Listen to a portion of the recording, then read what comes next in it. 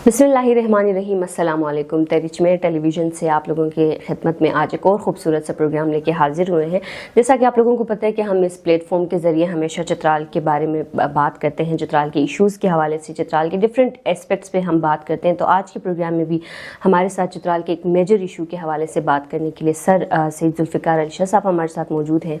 और वो किसी तारुफ के मुहताज तो नहीं, आप लोगों ने हमेशा उनको डिफरेंट प्लेटफॉर्म्स पे चित्राल की नुमाइंदगी करते हुए देखा है। तो सर, सबसे पहले आपको वेलकम करते हैं आज के इस खूबसूरत से प्रोग्राम में।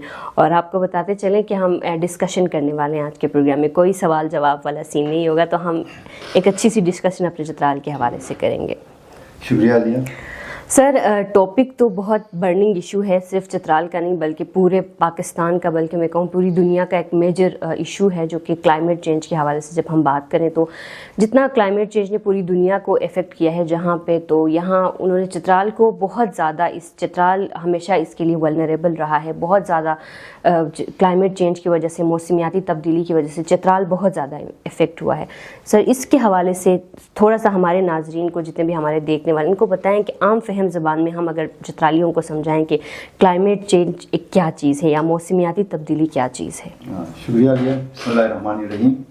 जैसे अलिया तैयबा ने बता दिया कि मौसमी तब्दीली या क्लाइमेट चेंज इस वक्त दुनिया का सबसे बड़ा मसला है। उसकी बुनियादी वजह क्या है, इसको समझने की ज़रूरत है। बिल्कुल। असल में यह है कि दुनिया में इंसान जब से तरक्की करते जा रही है, इस तरह तरक्की के साथ साथ अपने मसाइल में भी वो इजाफा करता है। बिल्कुल। जैसे क्लाइमेट चेंज बेसिक चीज़ जो है, दुनिया में ये कारखाने बनते हैं, पोल्यूशन में इजाफा हो गया, ट्रैफिक में इजाफा हो गया, एटमी जो हथियार बनते हैं, ये हाइड्रो जो पावर बिजलीघर बनते हैं, उससे जो है ना दुनिया में तबकारी में इजाफा हुआ है। बिल्कुल। ये उसकी बेसिक रीज़न है। जब तबकारी में इजाफा हो जाए तो उसमें कार्बन डाइऑक्साइड में इजाफा हो जाता है, ऑक्सीजन में कमी आ जाती है। और ये बेसिक चीज़ है क्लाइमेट चेंज की। इस वक्त दुनिया में, अगर हम इंटरनेशनल दुनिया में देख लें, जब से ये क्लाइमेटिक चेंज का मसला आया है, तो उसमें सबसे ज़्यादा पाकिस्तान इसमें टारगेट है। बिल्कुल। अगर पाकिस्तान के हवाले से हम बात करें तो चित्राल सबसे ज़्यादा उसमें टारगेटेड है। तो उसकी वजह यही है। अगर हम इसको चित्राल के हवाले से देख लें, चित्राल में तकरीबन 40-50 से ज़्यादा बड़े छोटे ग्लेशियर हैं। वो बिल्कुल। आपको पता है कि चित्राल में, यारकून में, अब एक्चुअली चित्राल में जिस जगह पे भी आप जाएं, आप चित्राल से, अपर चित्राल से शुरू हो जाएं, हर जगह, हर इलाके के ऊपर एक ग्लेशियर होता है। बिल्कुल। और खासकर बड़ा ग्लेशियर जो है वो यारकून वैली में है, जिसको चटीबोई भी कहते हैं। बहुत बड़ा ग्लेशियर है। और वो जो है ना, वो अब पिघलना शुरू हो गए हैं। बिल्कुल। क्योंकि आप खुद इस चीज़ को रियलाइज करें कि कुछ सालों से चित्राल में काफी लोग तब्दीली महसूस कर रहे हैं। बिल्कुल। मौसमियाती, हमारे बारिशें टाइम पे नहीं होती, हमारे फ्रूट सही टाइम पे नहीं पकते, हमारे आम और फसल जो बनते हैं वो सही तरीके से वो मिच्योर नहीं होते हैं। ये सारी चीजें जो है ये क्लाइमेटिक चेंज की वजह से। सर, यहाँ पे ये क्वेश्चन हमारा बनता है कि जब हम बात करते हैं इंडस्ट्रियलाइजेशन की, तो चित्राल में सच कोई इंडस्ट्रीज़ नहीं है, सनतकारी वहाँ पे नहीं होती, तो फिर क्यों चित्राल बहुत ज़्यादा क्लाइमेट चेंज से इफेक्ट हो रहा है? उसकी वजह यही है। देखो, मैंने एक बात की है कि कार्बन डाइऑक्साइड और ऑक्सीजन की। कार्बन डाइऑक्साइड जब ज़्यादा हो तो इसको कम करने के लिए, ऑक्सीजन को ज़्यादा करने के लिए इस इलाके में ग्रीन होना बहुत ज़रूरी है। बिल्कुल। हमारा चित्राल जो है बहुत ग्रीन एरिया है, जंगलात हैं वहाँ, लेकिन खासकर हम अपर चित्राल में अगर हम देख लें, हमारा ज़्यादा इलाका बेर इलाका है, वहाँ जंगलात की बहुत कमी है। तो वहाँ जो है हमारे यहाँ बदकिस्मती से अपर चित्राल में ये होता है कि हमारे far flung area, specially Laspur valley, Yarkhun valley, Terich valley, वहाँ ग्रेजिंग बहुत ज़्यादा होती है। बिल्कुल सर। वहाँ जो ये बकरियाँ होते हैं, भेड़ बकरियाँ, वो चराते हैं। और हर गांव के ऊपर जो है ये घास फूस होते हैं। वो जो लोग जो है ना बेदर्दी से इनको वो करते हैं, नुकसान पहुँचाते हैं, जिसकी वजह से वहाँ क्या होता है, ग्रेजिंग की वजह से।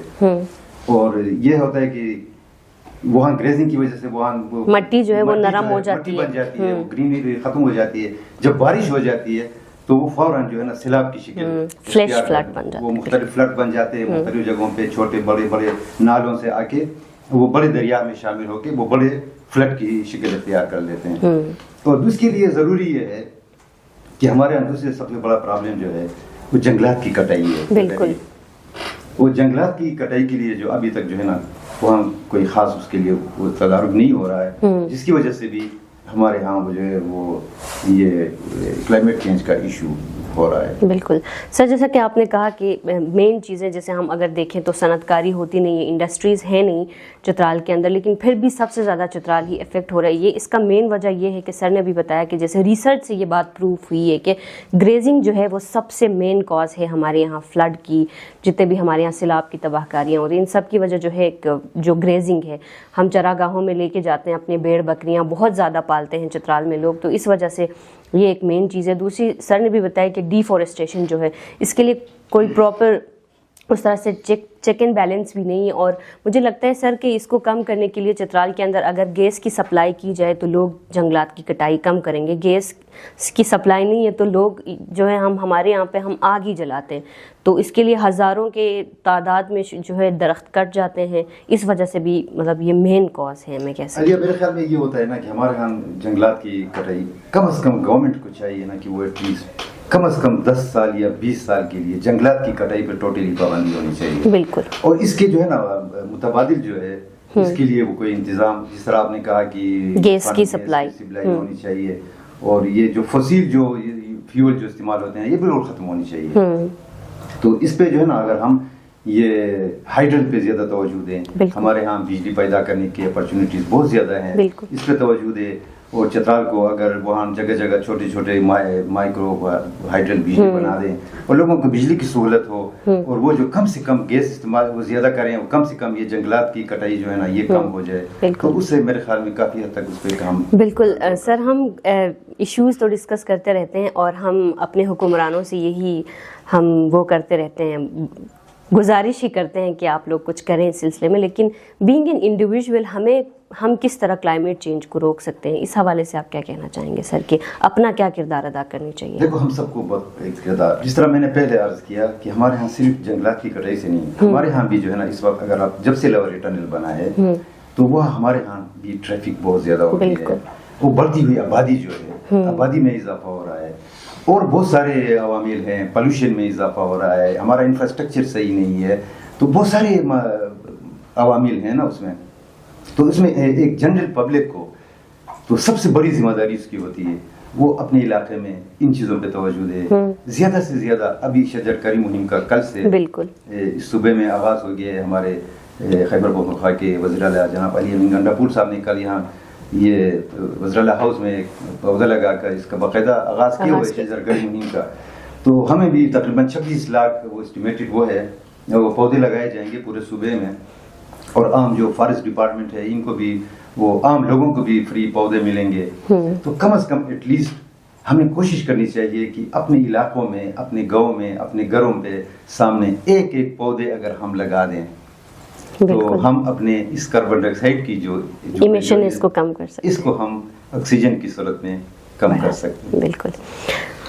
تو سر مجھے لگتا ہے یہ ڈسکشن کافی ہے آج کے لیے, کیونکہ ہم اپنے لیول پہ یہی کر سکتے ہیں جیسا کہ سر نے بھی کہا کہ ہم ایک ایک پودا اگر لگائیں, کیونکہ ہمارے یہاں ابھی بھی برتھ ڈے سیلیبریٹ کرنے کا مطلب بہت زیادہ آ گیا ہے ٹرینڈ. تو ہم کوشش کریں کہ جتنے بھی لوگ ہیں اپنے لیول پہ, ہمیشہ ہم دوسروں کی طرف دیکھتے ہیں کہ ہمارے لیڈران کچھ کریں گے, لیکن وہ کہتے ہیں کہ چیریٹی بگنس ایٹ ہوم. تو اگر ہم اپنے گھر سے شروع کریں, اپنے آپ سے شروع کریں کہ ہمیں اپنے نیچر کو, اپنے انوائرمنٹ کو, اپنے چترال کو اگر بچانا ہے, اگر پروٹیکٹ کرنا ہے کلائمیٹ چینجز سے, تو ہمیں کوشش کرنی چاہیے کہ ہم ایک ایک پودا لگا سکتے ہیں. تو اس طرح ہم جو ہے کوشش ہی کر سکتے ہیں اس لیول میں, تو اپنے لیول سے ہم یہ کوشش کر سکتے ہیں.